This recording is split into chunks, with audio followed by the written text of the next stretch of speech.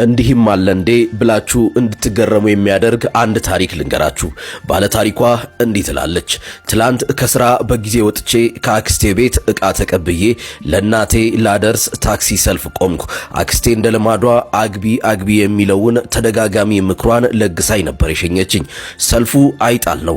እኔም በሐሳብ ተውጬ ቆሜያለሁ። ድንገት ሰማዩ ማስገምገም ጀመረ።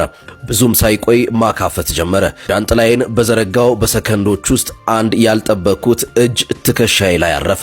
ማስጠለል ባህላችን ነው ቆንጅዬ አለኝ። ዞር ስል ሲስቅ ልብ የሚሰርቅ መልከ መልካም ወጣት ጃንጥላውን ተቀበለኝና እጁን ትከሻዬ ላይ ጣል አደረገ። ምንም አላልኩም። በስሱ ፈገግ አልኩለት። ልቤ ግን ቅልጥ አለ። ዝናቡ እየጠነከረ ሲመጣ እሱ ደግሞ ወሬውን አቀለጠው። እኔ ግን ሊያወራኝ በሞከረ ቁጥር ማሽካካት ያዝኩ። ታክሲው የውሃ ሽታ ሆነ።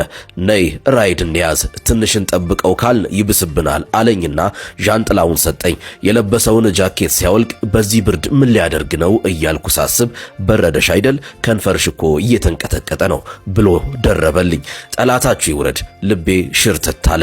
ከሰልፉ አስወጥቶ ላዳ ታክሲ ውስጥ ከኋላ አስቀመጠኝ። ወደ እሱ አስጠግቶ አሁን ሞቀሽ አለኝ። እኔኮ በቃ አሻንጉሊት ሆኛለሁ።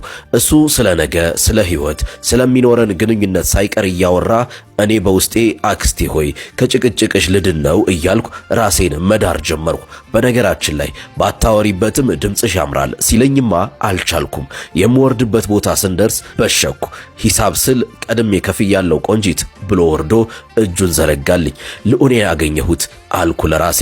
ትንሽ እንደተራመድን ግን ስልኩ ጠራ። ሄሎ ወዬ እናቴ እንዴት ነሽ?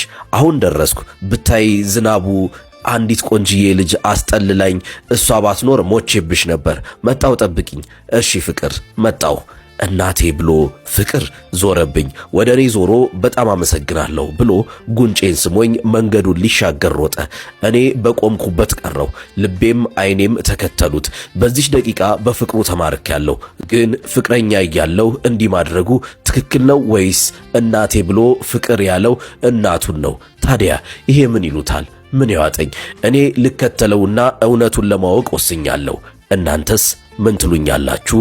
ጥያቄዋ ነው። መልካም ጊዜ